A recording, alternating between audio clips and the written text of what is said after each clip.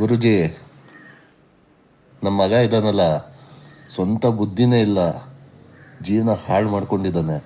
ಅವನಿಗೆ ಬ್ಯಾಂಗ್ಳೂರಲ್ಲೇ engineering seat ಸಿಕ್ಕಿತ್ತು, ಆದರೆ ಅದು ಯಾವುದೋ ಫೈನ್ ಆರ್ಟ್ಸ್ ಅಂತ ಕೋರ್ಸ್ ತೊಗೊಂಡಿದ್ದಾನೆ. ನಮ್ಮ ತಮ್ಮನ ಮನೇಲಿ ಇರೋ ಅಂದರೆ ಬೇರೆ ರೂಮ್ ಮಾಡ್ಕೊಂಡಿದ್ದಾನೆ ಗುರುಜಿ. ಯಾವಾಗ ನೋಡ್ಲಿ ರೂಮಲ್ಲಿ ಕೂತ್ಕೊಂಡು ಬುಕ್ಸು ಕಾದಂಬರಿ ಅಂತ ಇಟ್ಕೊಂಡಿರ್ತಾ ಇದ್ದ. ಆವಾಗಲೇ ಅರ್ಥ ಮಾಡ್ಕೋಬೇಕಿತ್ತು. ನೀವಿಬ್ಬರು ಜೋರಾಗಿ ಒಂದ್ಸತಿ ಉಸಿರು ತಗೊಳ್ಳಿ,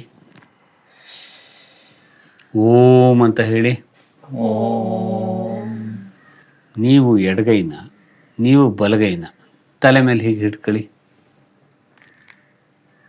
ಈಗ ಇನ್ನೊಂದು ಕೈಯಲ್ಲಿ ಒಂದು ಚಿಟಿಕೆ ಹೊಡಿರಿ, ಕೈ ಇಳಿಸಿ. ನಿಮ್ಮ ಮಗಂಗೆ ಸ್ವಂತ ಬುದ್ಧಿ ಇದೆ, ನಿಮಗಿಲ್ಲ.